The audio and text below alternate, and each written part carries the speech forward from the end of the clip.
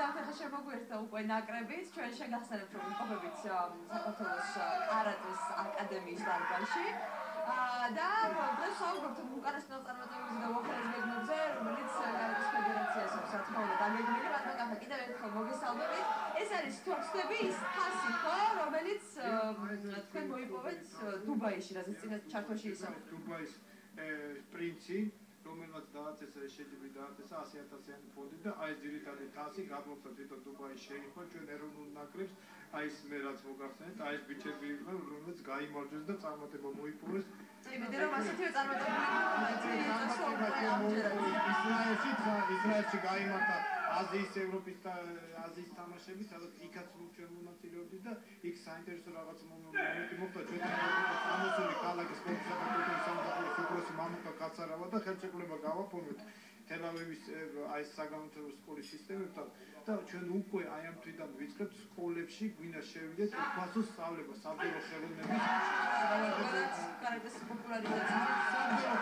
აი ბატონო, დღესდღეობით თუ არსებობს ანუ მონაცემები, რამდენი სპორტსმენი ფიქსირდება, უკვე როგორ გაინტერესება, თქვა, პატარები ყავს ძალიან ბევრი, ხო, როგორც ხედავთ,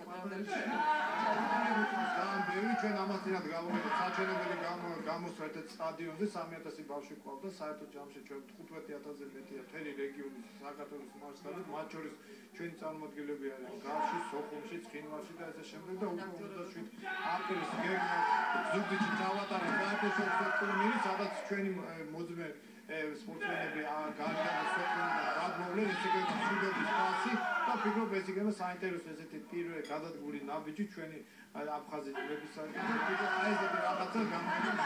ეხლა რომ მოგახსენოთ უფრო დეტალურად ნაკრები მიემგზავრება როგორც იცით რამდენიმე დღეში ლას-ვეგასში. რა შეჯიბრია ეს, ამდენ მნიშვნელოვანია ზოგადად, რა მოტივაცია ანუ ამ შემთხვევაში შეგვიძლია Open America, იქაც საინტერესო საპრიზო ფონდია დიდი, ეს ჩვენი სპორტსმენების კაი მოტივაცია, რა თქმა უნდა, დაფუძნებულია მხოლოდ წამყვანი ქვეყნები, ევროპის ქვეყნებიდან მარტო აი ინგლისი, საფრანგეთი, ესპანეთი, ესეთი აი ის რეიტინგში რომლებიც არიან წარმატებულები, აი მორი წლის განმავლობაში, მათ შორის საქართველოს ნაკრები, რომელიც ემზადება დღეს აი ხედავთ მახალე ტიმურიძე ჩვენი თავი ჩვენი ნაკრების ამზადებთ აი ჩვენი ბიჭები დავით ხებუჩავა, ირაკლი ხებუჩავა, რომლებაც წარმატება მოიპოვეს უკვე არაერთჯერ, არიან ნაკრების წევრები და ფიქრობ ლას-ვეგასში წარმოედგეთ ყველაზე დიდი კაზინო, რაც კი არის.